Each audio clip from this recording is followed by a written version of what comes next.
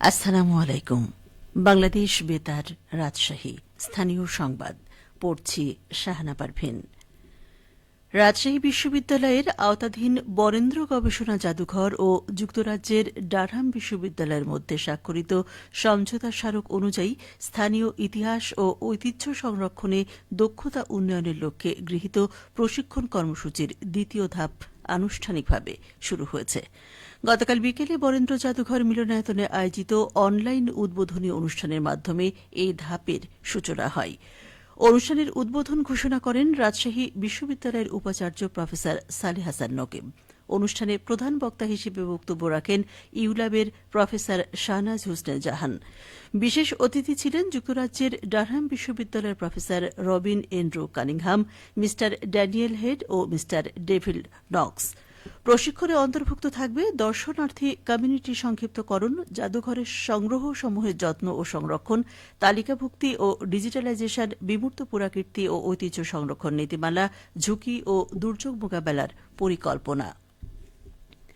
খাগড়াছড়ির ভাইবোন ছড়ায় ত্রিপুরা কিশোরীকে সংঘবদ্ধ ধর্ষণের প্রতিবাদে এবং ধর্ষণকারীদের দৃষ্টান্তমূলক শাস্তির দাবিতে রাজশাহী বিশ্ববিদ্যালয়ে বিক্ষোভ মিছিল ও সমাবেশ করা হয়েছে। গতকাল বিকেলে বিশ্ববিদ্যালয়ের প্যারিস রোডে রাবি ও রুয়েট আদিবাসী শিক্ষার্থীবৃন্দের ব্যানারে এই কর্মসূচি পালন করা হয়। এ সময় নিজ ভূমিতে আদিবাসী নারী অনিরাপদ কেন, অবিলম্বে পার্বত্য চুক্তি পূর্ণ বাস্তবায়ন করো, পাহাড় থেকে সমতলে লড়াই হবে সমান তালে, যুম্ব নারীদের প্রতি সহিংসতা বন্ধ করো, পর্যটনের নামে দখল নয়, ধর্ষণ নয়, আমাদের ভূমি আমাদের অধিকার, আসিয়া থেকে চিংমা খুন ধর্ষণ আর না, রাষ্ট্রীয় হেফাজতে মব হত্যা বন্ধ করো ইত্যাদি প্ল্যাকার্ড হাতে প্রতিবাদ জানান আন্দোলনকারীরা। উল্লেখ্য, এর আগে গত বুধবার খাগড়াছড়ির ভাইবোন ছড়াই লতিবান এলাকার এক পাহাড়ি ত্রিপুরা তরুণী রথযাত্রা উৎসব দেখতে গিয়ে গণধর্ষণের শিকার হন। নওগাঁ সাপাহার পাইলট উচ্চ বিদ্যালয় মাঠে জেলা প্রশাসনের আয়োজনে চলছে দুদিনব্যাপী ম্যাঙ্গো ফেস্টিভ্যাল। আজ শেষ দিন। স্থানীয়ভাবে উৎপাদিত আমের পরিচিতি ও বাজার সম্প্রসারণে এই আয়োজন গুরুত্বপূর্ণ ভূমিকা রাখবে বলে আশা করা হচ্ছে। এ নিয়ে এখন শুনুন নওগাঁ জেলা সংবাদদাতার একটি বিশেষ প্রতিবেদন। নওগাঁর মিষ্টি আমের খ্যাতি দেশ জুড়ে। রসালো আম্রপালি, বাড়ি ফোর, নাকফজলি, বানানা ম্যাঙ্গো স্বাদে গন্ধে মন জুড়াই। উৎপাদনের এই সাফল্য ধরে রাখতে এবার সাপাহারে ম্যাঙ্গো ফেস্টিভ্যাল আয়োজন করেছে জেলা প্রশাসন। স্টলগুলোতে স্থানীয়ভাবে উৎপাদিত আম ও আম থেকে তৈরি খাবার প্রদর্শন করছেন শতাধিক চাষি ও উদ্যোক্তা। আমের পিঠা, আমের তৈরি পায়েস, আমের বিভিন্ন রকম আচার, যেটা সারা বছর সংরক্ষণ করা যাবে।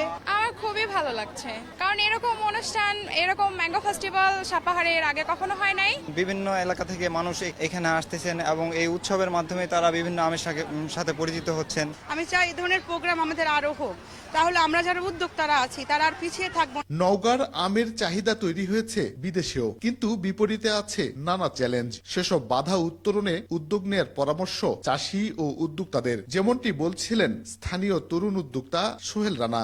এক্সপোর্ট করা সম্ভব, কিন্তু অনেক অবকাঠামো লাগবে, প্যাকিং হাউস লাগবে, কোয়ারেন্টাইনের স্টেশন লাগবে, ভিএসটি প্ল্যান লাগবে, হট ট্রিটমেন্ট লাগবে। উৎসবের মাঝেই চাষিদেরকে নিরাপদ আম উৎপাদনের কৌশল শেখানো হচ্ছে। এছাড়া আন্তর্জাতিক বাজার সম্প্রসারণে এই আয়োজন গুরুত্বপূর্ণ ভূমিকা রাখবে বলে মন্তব্য করেন নওগাঁর জেলা প্রশাসক মোহাম্মদ আব্দুল আওয়াল। নওগাঁর আম কোনোভাবেই 1 দশক 2 দশক পরে হারিয়ে না যায়। সবকিছু যখন আমের সঙ্গে জড়িয়ে অর্থনীতি যখন চাকা সক্রিয় হচ্ছে, তখন এইটাকে যাতে সাস্টেইনেবল করা যায় সে লক্ষ্যে আমরা কাজ করার জন্য এই ম্যাঙ্গো ফেস্টিভ্যাল প্রথম যাত্রা শুরু করলো নওগাঁয়। নওগাঁ জেলায় প্রতি বছর গড়ে প্রায় 5,000 মেট্রিক টন আম উৎপাদন হয়, যার বাজার মূল্য প্রায় 4,500 কোটি টাকা।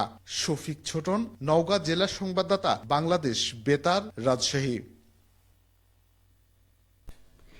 শ্রাবণের বৃষ্টি নামার সাথে সাথে বগুড়ার দুপচাচিয়া উপজেলাতে মাঠে মাঠে রোপা আমন ধান লাগানোর জন্য চাষিরা প্রস্তুতি নিতে শুরু করেছেন। ইতিমধ্যে প্রায় 600 হেক্টর জমিতে বীজতলা তৈরি হয়েছে। বগুড়ার দুপচাচিয়া উপজেলায় চলতি রোপা আমন মৌসুমে প্রায় 11,620 হেক্টর জমিতে ধান চাষের লক্ষ্যমাত্রা নির্ধারণ করা হয়েছে। দুপচাচিয়া উপজেলা কৃষি কর্মকর্তা জানান, ইতোমধ্যে প্রয়োজনের চেয়ে বেশি প্রায় 600 হেক্টর জমিতে বীজতলা তৈরি করা হয়েছে। বর্তমানে কৃষকদের বীজতলা পরিচর্যার পরামর্শ দেওয়া হচ্ছে। চলতি জুলাই মাসের শেষের দিক থেকে জমিতে কৃষকরা পুরোদমে রোপা আমন চারা লাগানোর কাজ শুরু করবে। আবহাওয়া অনুকূলে থাকলে এবারও ধান চাষের লক্ষ্যমাত্রা অতিক্রম করবে বলে তিনি আশা প্রকাশ করেন। খেলার খবর ফুটবল। নাটোরে জুলাই স্মৃতি ফুটবল টুর্নামেন্টে গতকাল অনুষ্ঠিত প্রথম খেলায় রেনেসা স্পোর্টিং ক্লাব ৪-৩ গোলে জুলাই যোদ্ধা ফুটবল একাদশকে এবং দ্বিতীয় খেলায় নাটোর সদর উপজেলা ফুটবল একাদশ ৩-০ গোলে তানভীর চৌধুরী ফুটবল একাদশকে পরাজিত করেছে। নাটোর জেলা স্টেডিয়ামে জেলার ১৬টি দলের অংশগ্রহণে এই টুর্নামেন্টের আয়োজন করেছে বৈষম্য বিরোধী ছাত্র আন্দোলন।